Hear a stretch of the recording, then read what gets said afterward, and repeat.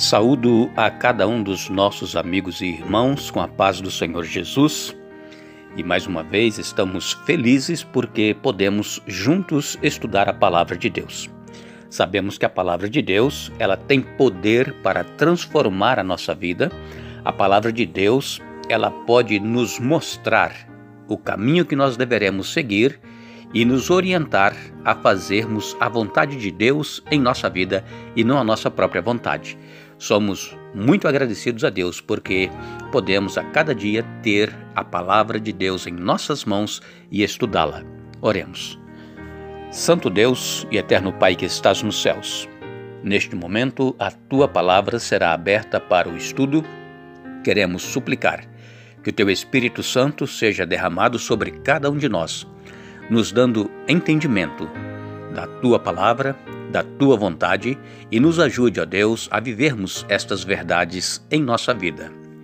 Pedimos uma bênção especial sobre cada um dos nossos ouvintes, amigos, irmãos que nos acompanham nos comentários da Tua Palavra e onde quer que eles estejam. Os pedidos de oração que são feitos sejam aceitos por Ti e atendidos de acordo com a Tua santa vontade, porque Tu sabes o que é melhor para cada um de nós. Perdoe os nossos pecados, em nome de Jesus. Amém. Estamos estudando sobre como nos prepararmos para nos encontrar com Jesus e esta semana nós estamos dentro da Palavra de Deus, do estudo que começamos no domingo, vendo que nós poderemos estar pensando que estamos servindo a Deus, adorando a Deus, mas na realidade estamos adorando o inimigo de Deus. Por quê? Como assim? Se eu aceito a Jesus, como é que eu posso estar adorando o inimigo, fazendo a vontade dele? Eu disse para vocês, desde o início da semana, que o desejo de Satanás é ele ser adorado. Ele quis ser adorado no céu, não conseguiu. Ele veio aqui para a terra, trouxe o pecado. Ele tentou Jesus, quis ser adorado por Jesus lá na tentação do deserto, mas Jesus o refutou. Jesus respondeu dentro da palavra de Deus, mostrando que Satanás deveria se retirar. E Satanás não conseguiu o intento, porque Satanás ele quer ser o príncipe deste mundo. Nós sabemos que ele usurpou e ele por enquanto domina no mundo, trazendo dor, sofrimento, maldade. E ele então, de alguma maneira, ele quer trazer a adoração para ele. E ontem e anteontem, no estudo que nós já fizemos, nós estivemos aqui falando a respeito de Romanos capítulo 7. Todo o capítulo 7, o apóstolo Paulo vem falando a respeito da lei de Deus. A lei de Deus, ela não é pecado. A lei de Deus, ela aponta o pecado. A lei de Deus, o apóstolo Paulo pergunta, é a lei pecado? Não, de maneira nenhuma. A lei de Deus, ela existe para apontar onde é que nós estamos falhando na nossa vida espiritual. E ela então não pode nos salvar. A lei, ela nos condena. E quando nós reconhecemos que estamos em pecado, estamos quebrando um dos mandamentos de Deus, nós temos que ir a Jesus, nos arrepender, pedir perdão. Jesus nos perdoa e nos dá forças para superarmos aquele pecado, aquela transgressão que nós estamos cometendo. Mas o apóstolo Paulo ele diz, olha, nenhuma condenação há para os que estão em Cristo Jesus, que não andam segundo a carne, mas segundo o Espírito. Aqui está a questão, irmãos. Nós precisamos aceitar a Jesus, ser batizados, mas não andar segundo os desejos da nossa carne, que é pecaminosa, é andarmos no Espírito, porque o Espírito ele nos guia a toda a verdade. E como Satanás então quer receber a adoração? Vejam, nós temos na história que no ano 321 da nossa era, o imperador romano, ele, para agradar os trabalhadores do Império Romano que dominavam o mundo naquela época, ele instituiu o primeiro dia da semana como um dia de repouso. E o primeiro dia da semana nós sabemos que é o dia do sol, era cultuado o deus sol dos pagãos. E ele então, Constantino, para agradar a todos, ele disse: nós então agora, a partir de hoje, vamos adorar a Deus no primeiro dia da semana, porque aí assim eu posso agradar a todos. E então começou naquela época, em 321 da nossa era, a tradição de se guardar o domingo. Muitas pessoas pensam que observando o domingo como um dia de descanso, eles estão comemorando a ressurreição de Jesus, mas a Bíblia não ensina nada a respeito disso, que nós deveríamos comemorar a ressurreição de Jesus, que foi no primeiro dia da semana.